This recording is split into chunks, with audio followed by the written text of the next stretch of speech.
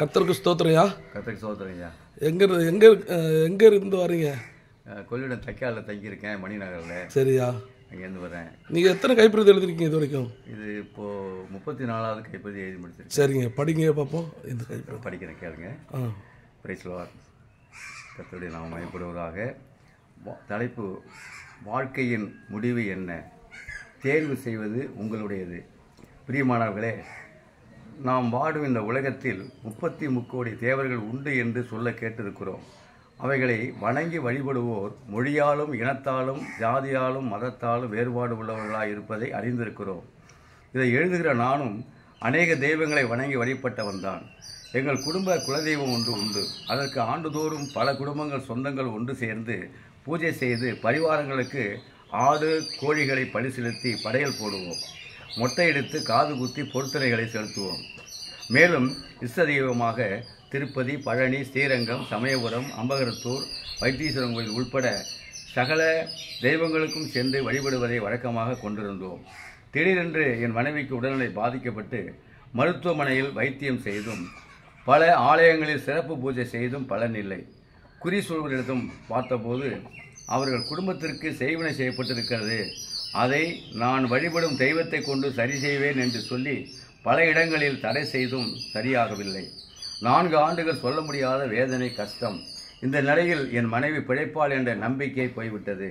இந்த சூழ்நிலையில் என் மனைவியின் சகோதரர் தன் நண்பர் ஒருவர் கடுமையான வியாதியாக இருந்தபோது ஒரு ஊழியக்காரர் ஜெபம் செய்ததில் இப்போது நலமுடன் இருக்கிறார். அந்த ஊழியக்காரர் வரும்போது அவரை அழைத்து வந்து அக்காவிற்கு ஜெபம் செய்வோம் என்று என்னிடத்தில் வருந்தி கேட்டார். நான் அழைத்து கொண்டு வா என்று சொன்னேன். 2 நாள் கழித்து ஒரு வெள்ளிக்கிழமை அந்த ஊழியக்காரர் ஐயாவை அழைத்து வந்தார். அவர் செய்வனை நீங்கப்படியும் வியாதி குணமாகும்படியும் வேண்டி ஜெபம் செய்தார். இயேசு நிச்சயம் விடுதலை கொடுப்பார் என்று சொல்லிவிட்டு சென்றார். தொடர்ந்து வாரந்தோறும் வந்து ஜெபம் செய்தார். நாளுக்கு நாள் உடல்நலத்தில் முன்னேற்றம் உண்டாயிற்று. 2 மாதத்தில் பூரண சுகம் உண்டாயிற்று. அப்போது முதல் நாங்கள் ஆண்டவர் இயேசுவை தெய்வமாக ஏற்றுக்கொண்டோம். சபைக்கு சென்றோம். இயேசுவின் உபதேசத்தை கேட்டோம். பரிசுத்த வேதாகமத்தை, பைபிளை படிக்க துவங்கினேன்.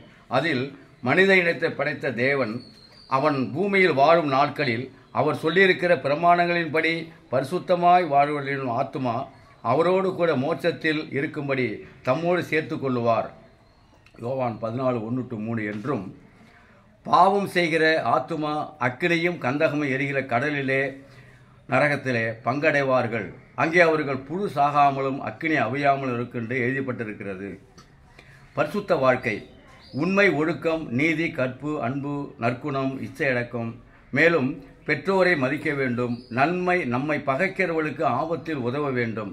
பசியோடு இருப்பவர்களுக்கு தம்முடைய ஆகாரத்தை பகிர்ந்து கொடுப்பது, ஆடை இல்லாதவர்களுக்கு ஆடை கொடுப்பது, இவைகளை கைக்கொண்டு வாழ்கிறவர்கள் தேவனுக்கு பிரியமான பரிசுத்தவான்கள். பாவ வாழ்க்கை: திருட்டு, பொய், பிறனுடைய மனைவியை இச்சிப்பது, மற்றவர் பொருள் மீது ஆசைப்படுவது, பகை, விரோதம், ஜாதி, மத, இனவெறி, குடிவெறி, காமவெறி, கொலைவெறி. இப்படிப்பட்டவர்களின் ஆத்துமா நரகத்தில் சேரும். இப்படிப்பட்டவர்களை பார்த்து இயேசு சொல்லுகிறார், மனம் திரும்புங்கள், பரலோக ராஜ்யம், மோட்சம் சமயமாக இருக்கிறது என்றார். பாவங்களை மன்னிக்க இயேசுவுக்கு மட்டுமே அதிகாரம் உண்டு. இவைகளை அறிந்த அநேகர் மனம் திரும்பி இயேசுவை ஏற்றுக்கொண்டு மறுபிறப்பில் அவரோடு மோட்சத்தில் இருப்போம் என்று விசுவாசத்தோடு சபைக்கு செல்கிறார்கள். பலர் பாவம் என்னதென்று அறியாமல் வாழ்ந்து கொண்டிருப்பதை பார்க்கிறோம். அவர்களின் ஆத்துமா நரகத்துக்கு போகாதபடி காக்க வேண்டியது நமது கடமை அல்லவா? இதை மற்றவர்களுக்கு சொல்லும்போது சிலர் மதம் மாற்ற வந்தீர்களா என்று கடுமையான வார்த்தைகளால் திட்டி பேசுவதும் விரட்டுவதும் பல இடங்களில் நடக்கதை பார்க்கிறோம்.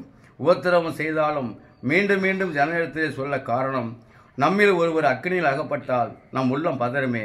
அப்படித்தான் இந்த காரியத்தை அனைவருக்கும் சொல்ல வேண்டும் என்று கிறிஸ்துவை ஏற்றுக்கொண்ட பலருடைய உள்ளமும் பதறுகிறது.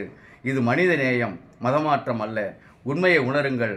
பாவ வாழ்க்கையை விட்டு மனம் திரும்பி பரிசுத்தமாய் வாடுங்கள். அதுவே மோட்சத்திற்கு, சொர்க்கத்துக்கு போகும் வழி. ஆமீன். அல்லேலூயா. அல்லேலூயா. ஸ்தோத்திரம்.